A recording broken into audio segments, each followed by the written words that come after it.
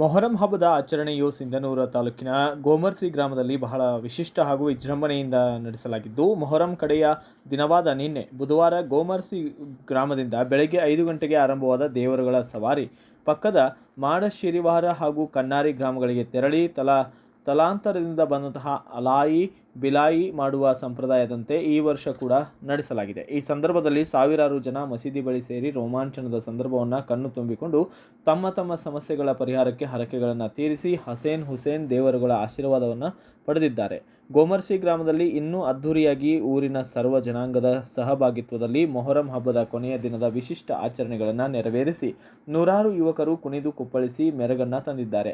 ಗೋಮರ್ಸಿ ಗ್ರಾಮದ ಮೊಹರಂ ಹಬ್ಬವು ಸಿಂಧನೂರು ತಾಲೂಕಿನಲ್ಲಿ ನಡೆಯುವ ವಿಶಿಷ್ಟ ಆಚರಣೆಗಳಲ್ಲಿ ಒಂದಾಗಿದೆ. ಈ ಹಬ್ಬ ಸುಗ್ಗಿಯ ಪೂರ್ವದಲ್ಲಿ ರೈತರ ಒಗ್ಗೂಡುವಿಕೆ, ಖುಷಿ, ಸಂತೋಷ ಸೇರಿದಂತೆ ಅನೇಕ ನೆಮ್ಮದಿಯ ನೆರವೇರಿಕೆ, ಮುಂಗಾರು ಹಾಗೂ ಹಿಂಗಾರು ಮಳೆ ಸೇರಿದಂತೆ ಗ್ರಾಮದ ಜನರ ಜೀವನದ ಬಗ್ಗೆ ವಿಶೇಷ ಹೇಳಿಕೆ ಕಾರ್ಯ ಜರುಗುವ ಕಾರ್ಯಕ್ರಮ ವಿಶೇಷತೆಯಿಂದ ಕೂಡಿರುತ್ತದೆ ಎಂದು ಮೊಹರಂ ಹಬ್ಬದ ಆಚರಣೆ ಸಮಿತಿಯ ಸದಸ್ಯ ಮುತ್ತವಲ್ಲಿ ಅವರು ತಿಳಿಸಿದ್ದಾರೆ.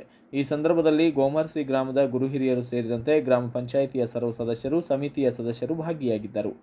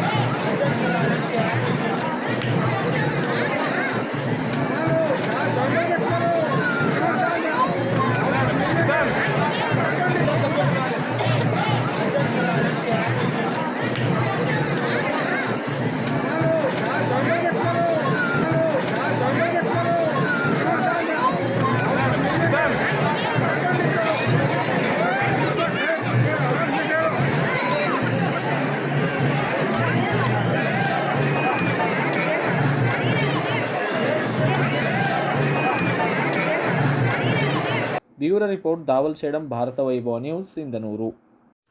Thanks for watching. Read, discuss and debate with editor Dr. Yan Prashant Rao. Wanted reporters in print, digital and visual media for Bharat Vaibhav Daily Newspaper, BV News 5 Channel and BV Fast Web News from all the talukas of Karnataka, Goa and Maharashtra. If interested, send your resume to 9019229369.